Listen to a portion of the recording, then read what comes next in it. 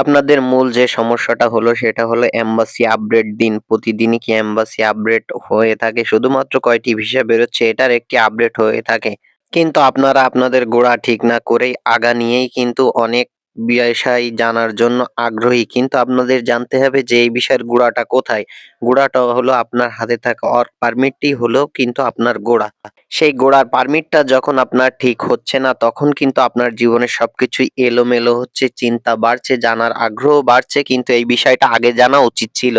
সব বিস্তারিত নিয়েই আজকের ভিডিওটা আমি সাজাচ্ছি যাতে আপনারা ভালোভাবে বুঝতে পারেন। আজকে আপনাদেরকে আমি চেষ্টা করব খুবই সুন্দরভাবে বোঝানোর। আশা করি আপনারা বুঝবেন, বুঝলে আর দ্বিতীয় ভিডিও দেখার ইচ্ছা মনে জাগবে না, জানারও ইচ্ছা জাগবে না। আশা করি যে যার অবস্থানে আছেন নিজের চাহিদাকে কমান, অবশ্যই ভালো থাকবেন।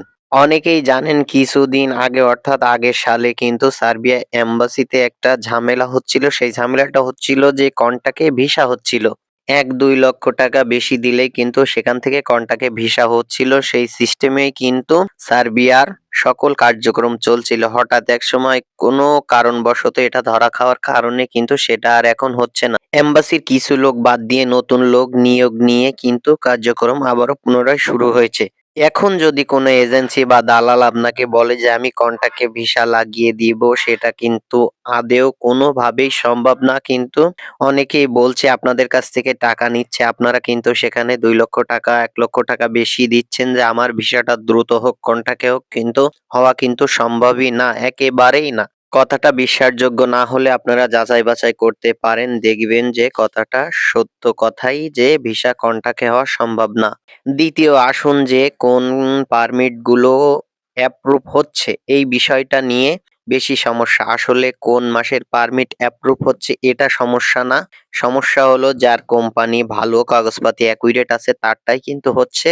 কিন্তু বিস্তারিত আপনাদের বোঝানো দরকার এবং আপনাদেরও বোঝা দরকার। দেখুন, কিছু পারমিট বের হয় সাপ্লাই কোম্পানির। সাপ্লাই কোম্পানি পারমিটটি যখন আপনি হাতে পান, পাওয়ার পরে কিন্তু কার্যক্রম শুরু হয়। আপনি ৩ মাস আগে পারমিট পেয়েছেন, একজন ব্যক্তি আপনার পরে, কিন্তু ধরেন সে ডিসেম্বরে পারমিট পেয়েছে, আপনার পারমিটটি আপনি অক্টোবরে পেয়েছেন। পাওয়ার পরে যে ডিসেম্বরে পারমিট পেয়েছে তার পারমিটে অনলাইন করলো, তার কোম্পানি সবকিছু ঠিক আছে, অ্যাক্টিভ কোম্পানি, তার পারমিটটি কিন্তু আগে অ্যাপয়েন্টমেন্ট ডেট পেল। অ্যাপয়েন্টমেন্ট ডেট পাওয়ার পরে তার পারমিটটি কিন্তু অ্যাপ্রুভ হলো।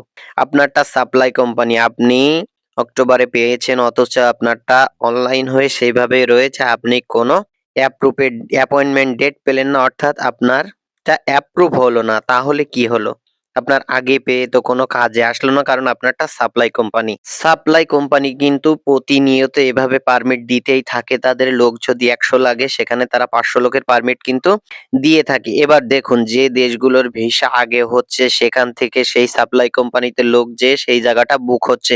তাদের দেখা যাচ্ছে ৩০০ লোক লাগবে, সেই ৩০০ লোক বুক হয়ে গেল, ৫০০ লোকের পারমিট দেয়া আছে। এখন এই ২০০ লোক, সেই ২০০ লোকের মাঝে কিন্তু আমাদের বাংলাদেশের লোক বেশি পড়ে, কারণ আমাদের দেশে এম্বাসি নেই। আমাদের দেশে কিন্তু মানুষের যে খারাপ দিকগুলো উঠে এসেছে সেই কারণে কিন্তু আমাদের দেশে ভিসা হতে প্রচুর লেট হয়, সেই কারণে মানুষ যেতেও পারে না। কারণ আপনার যদি সঠিক কোম্পানি হতো, অ্যাক্টিভ কোম্পানি হতো, তাহলে কিন্তু আপনি এই সাপ্লায়ার খাদে পড়তেন না, আপনি খুব দ্রুত ভিসা পেতেন এবং যেতেও পারতেন, অ্যাপ্রুভও হতো, অনলাইনও হতো। কিন্তু আপনার কোনোটাই হচ্ছে না। শুধুমাত্র একটাই কারণ, সেটা হলো সাপ্লাই কোম্পানি। তাই যারা পাসপোর্ট জমা দিবেন অবশ্যই এজেন্সি বা দালালের সাথে বলে নিবেন যে যদি অ্যাক্টিভ কোম্পানি না হয় তাহলে কিন্তু আপনারা পরবর্তী টাকা পাবেন না। অ্যাক্টিভ কোম্পানি পারমিট না হওয়া, অ্যাক্টিভ কোম্পানিতে যদি আপনার পারমিট ইস্যু না হয় আপনারা যাবেন না, এই বলাবলি করে নিবেন, দেখবেন খুব দ্রুতই যেতে পারবেন। এবার আসুন অ্যাপয়েন্টমেন্ট ডেট কিভাবে পেতে হয়, কি কারণে অ্যাপয়েন্টমেন্ট ডেট পান না সে বিষয়টা ভালোভাবে বুঝে নিন। প্রথমত হলো আপনার যখন পারমিটের ফাইলটি সাবমিট করা হয়, করার পরে আপনার অনলাইন হয়, হলে কিন্তু অ্যাপয়েন্টমেন্ট ডেট নেয়ার পরে কিন্তু যদি আপনার চাই যে সার্বিয়া কোম্পানি থেকে আপনাকে এম্বাসি ফেস করতে হবে, তাহলে আপনাকে অবশ্যই এম্বাসি ফেস করতে হবে। আর যদি আপনার স্কিল না থাকে সেক্ষেত্রে আপনাকে এম্বাসি ফেস নাও করতে হতে পারে। অ্যাপয়েন্টমেন্ট ডেট নিলে তারপরে কিন্তু আপনার অ্যাপ্রুভ হয়ে যাবে। আর যদি আপনার স্কিল ওয়ার্কার হন, যদি আপনাকে বলে এম্বাসি ফেস করতে হবে, আপনি ফেস করার পরে তারপরেই কিন্তু আপনার ফাইলটি অ্যাপ্রুভ হবে। অ্যাপ্রুভ হওয়ার পরে আপনারা 21 থেকে 45 কার্য দিবসের ভিতরে কিন্তু আপনার ভিসাটি হয়ে যাবে। আরো একটি কথা সেটা হলো যদি এম্বাসি ফেস করতে হয় তাহলে আপনাকে কিন্তু দিল্লি গিয়েই আপনার এম্বাসি ফেস করতে হবে। এটা মাথায় রাখবেন যে আপনার বদলে অন্য কেউ কিন্তু এম্বাসি ফেস করলে হবে না, আপনাকেই যেতে হবে। আর যাদের স্কিল নেই, যারা হেল্পার, তাদের এম্বাসি ফেস করার কোনোই প্রয়োজন পড়ে না, এটা অনেকেই জানেন।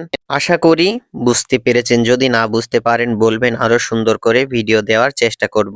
এখানে একটা জিনিস দেখুন, স্কিল ওয়ার্কার। স্কিল ওয়ার্কার অনেকেই বুঝেন না। স্কিল ওয়ার্কার বলতে আপনি একটি কাজ জানেন, সেই কাজটি তারা বুঝে নিচ্ছে যে আপনি এই কাজটি জানেন, সেই দক্ষতার উপরে আপনার পারমিটটি ইস্যু করা হলে তারা অনেক সময়ই কিন্তু দেখতে চায় যে আপনি কাজটি সঠিকভাবে পারেন কিনা। এটাকে বলা হয় স্কিল ওয়ার্কার, অর্থাৎ কাজের অভিজ্ঞতা আছে, সেই অভিজ্ঞতা দেখেই আপনাকে কিন্তু সেখানে তারা নিচ্ছে এবং আপনার স্যালারিটাও বেশি হয়, অর্থাৎ বেতনটাও কিন্তু বেশি আসবে। আর নন স্কিল মানে আপনি কোনো কাজ জানেন না, শুধুমাত্র তারা আপনাকে হেল্পার হিসাবে নিচ্ছে, নিয়ে কাজ করাবে, এটাই কিন্তু নন স্কিল। আর বর্তমানে সার্বিয়ার ভিসার রেশিও কেমন আপনারা দেখেছেন। 23 সালের প্রথম দিকে ভিসার রেশিওটা ছিল কিন্তু 90% ধরা যায়, সেখানে 80% ধরা হতো। 100 জন কিন্তু জমা দিলে 80 জন ভিসা পেত। বর্তমান 24 সালে এসে ভিসার রেশিওটা এত খারাপ যাকে বলা চলে 40%ও কিন্তু ভিসা হচ্ছে না, শুধুমাত্র এই সাপ্লাই কোম্পানির কারণে। সাপ্লাইতে বেশি পারমিট ইস্যু করার কারণেই কিন্তু সেই ভিসাগুলো রিজেক্ট হচ্ছে, যার কারণে অনেকেই ভিসা পাচ্ছেন না। এমনও মানুষ আছে যাদের 1 বছর লেগে গেছে কিন্তু তারা ভিসা পাননি, শুধুমাত্র এই সাপ্লায়ারের কারণে। তবে আমি আপনাদেরকে রিকমেন্ড করব যে সবসময় চেষ্টা করবেন ভালো কোম্পানি থেকে পারমিট ইস্যু করাবেন খুব দ্রুত, কিন্তু আপনার অ্যাপ্রুভ হবে, খুব দ্রুতই ভিসা পাবেন, খুব দ্রুতই আসতে পারবেন। এসেও আপনারা কিন্তু এখানে ভালোভাবে কাজ করতে পারবেন, ভালো থাকবেন। আপনারা শুরু থেকে একটা ভুল যদি করেন, একটা ভুলের কারণে শেষ পর্যন্ত যখন আপনারা সার্বিয়াতে আসবেন তখন এই ভুলের মাসুল কিন্তু আপনাদেরকে দিতে হতে পারে। তাই সার্বিয়াতে আসার আগে আমি আপনাদেরকে বলবো A to Z সব বিষয় জানুন, জেনে শুনে বুঝে আপনাদের ফাইলটি জমা করুন, অর্থাৎ আপনার পাসপোর্টটি জমা দিন। দালাল বা কোনো এজেন্সির কথা শুনে ভাবছেন খুব সুন্দর অবস্থা, আসলে সার্বিয়াতে আসলে বুঝবেন এখানে কিন্তু খুব কঠিন একটা অবস্থা। খুব কঠিন সময় পার করতে হয় যদি একটু ভুল করে এখানে আসেন। যদি কেউ পারমিট চেক করতে চান তাহলে আমার ফেসবুক লিংক দেয়া থাকবে, সেখানে নক করবেন, করে আপনার পারমিটটি দিবেন, চেক করে দিব, একটু সময় দিবেন। আমার ভিডিওটি ভালো লাগলে সবাই শেয়ার, সাবস্ক্রাইব করবেন এবং আমি সবসময়ই বলবো যে ভিডিওগুলো সম্পূর্ণ দেখবেন। টেনে দেখলে আপনারা কিছুই বুঝতে পারেন না, এই কারণে বারবারই ভিডিও চান। আর যদি কিছু জানার থাকে কমেন্ট করবেন, অবশ্যই উত্তর দেওয়া হবে। আজকের ভিডিওটা এ পর্যন্তই, আবারও নিয়ে আসবো নতুন কোনো ভিডিও।